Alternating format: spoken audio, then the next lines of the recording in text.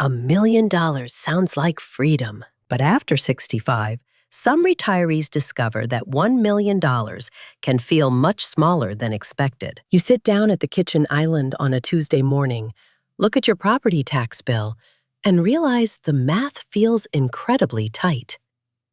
It is a quiet shock. You are technically a millionaire, yet you are hesitating over the price of a flight to see your grandchildren or worrying about a sudden roof repair. Today, we will explore why $1 million does not have the same value for everyone, the silent expenses that shrink this number, and a simple way to test if your savings are truly secure. I am Helen, and the real question is not whether $1 million is enough, but how much of it you actually need to spend each year. To understand this, let us look at an educational scenario. Imagine a 65-year-old couple. They have worked hard and saved exactly $1 million, mostly sitting in a traditional 401k or IRA. Let us assume they also collect about $4,000 a month combined from Social Security. Using the commonly cited 4% rule of thumb,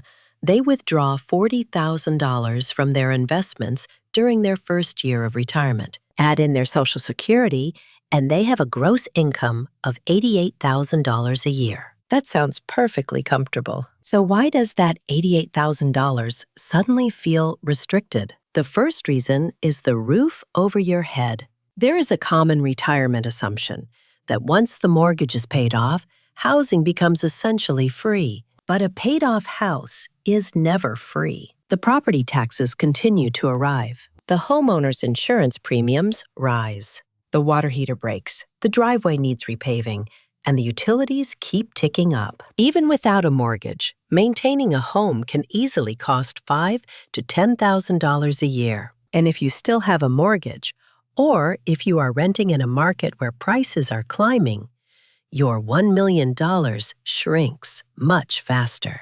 If your housing costs are $2,500 a month, that is $30,000 a year out the door before you even buy groceries. You have to account for housing costs separately, rather than just looking at the balance of your investment account. The second reason is that Medicare does not pay for everything. Original Medicare is a wonderful program, but it is not a free pass for all medical expenses. A couple retiring at 65 can easily spend several $100s a month on Medicare premiums, supplemental coverage, and prescriptions. Plus, Original Medicare generally does not cover routine dental, vision, or hearing care, which can add up significantly. And healthcare costs tend to rise as we age. It is easy to budget for a standard monthly premium. But what happens when one medical bill is not $500, but $5,000 or $50,000?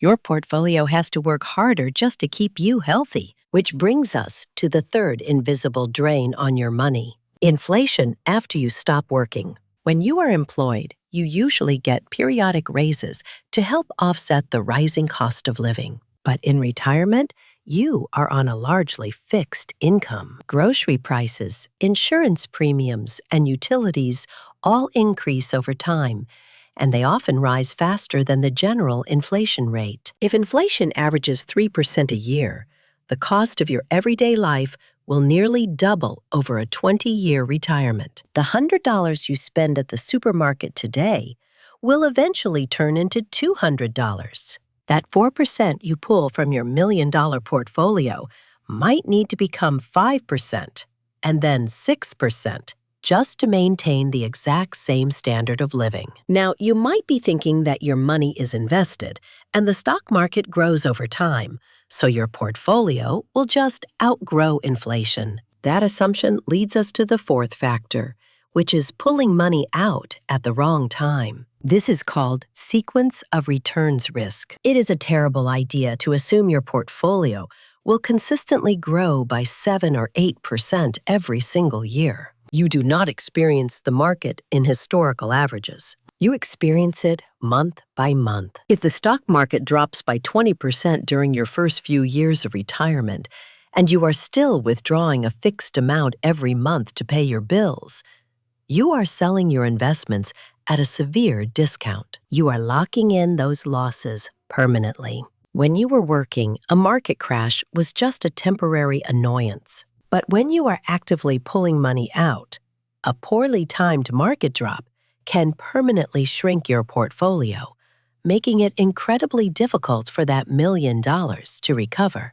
And we cannot talk about pulling money out without talking about the fifth reason $1 million feels tight: taxes and required minimum distributions. If your $1 million is sitting in a traditional 401k or a traditional IRA, that money has never been taxed. It looks like $1 million on your bank statement, but a portion of it belongs to the government. Every time you withdraw money to pay for a vacation or fix the car, you owe income tax. If you are withdrawing $40,000, you might only net $32,000 or $34,000 to actually spend. Furthermore, you cannot leave that money tax-sheltered forever. Depending on your birth year, required minimum distributions generally begin between ages 73 and 75. The government forces you to pull out a specific percentage every year and pay taxes on it, whether you need the cash or not. This can increase your taxable income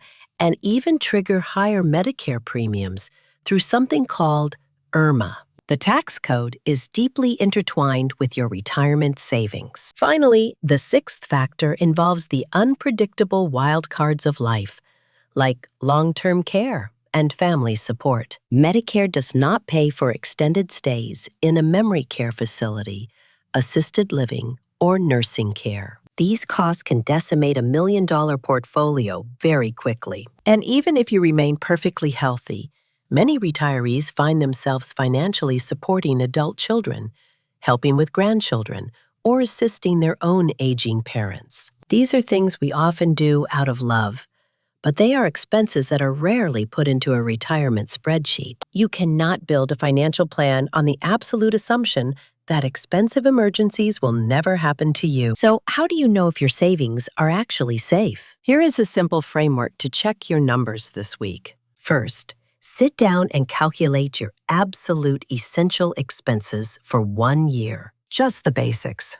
housing, taxes, insurance, groceries, utilities, and baseline health care. Let us say that total is $72,000 a year. Next, add up your guaranteed income. This includes your Social Security and any pension or guaranteed annuity income you might have. Let us assume your guaranteed income is $42,000. Subtract that $42,000 from your $72,000 in expenses. That leaves a shortfall of $30,000. This $30,000 is the exact amount your portfolio must generate every single year. If you take that $30,000 and divide it by your $1 million portfolio, you get a 3% withdrawal rate. That is a very safe starting point, giving you flexibility to handle emergencies or use the rest of your money for travel and hobbies. But remember, this is just a starting point,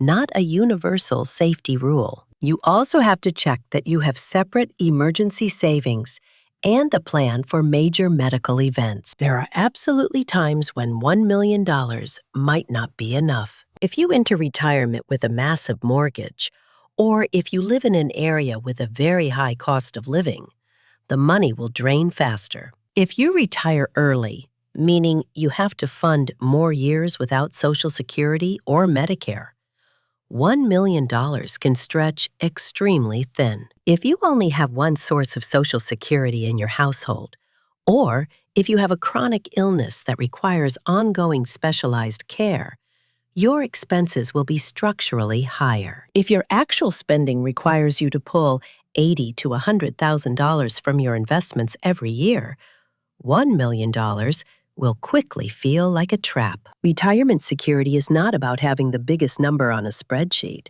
It is about knowing exactly what your money has to do for you and protecting the freedom that money represents. It is about waking up on a Tuesday morning, drinking your coffee in a quiet house, and knowing that whatever bill comes in the mail today, you have a plan to handle it. You work too hard for your independence to spend your 60s worrying about outliving your savings. The goal is time, agency, and peace of mind. If you are planning retirement around $1 million, subscribe for more calm, practical money lessons. And tell us in the comments, what is the one expense you worry about most after 65?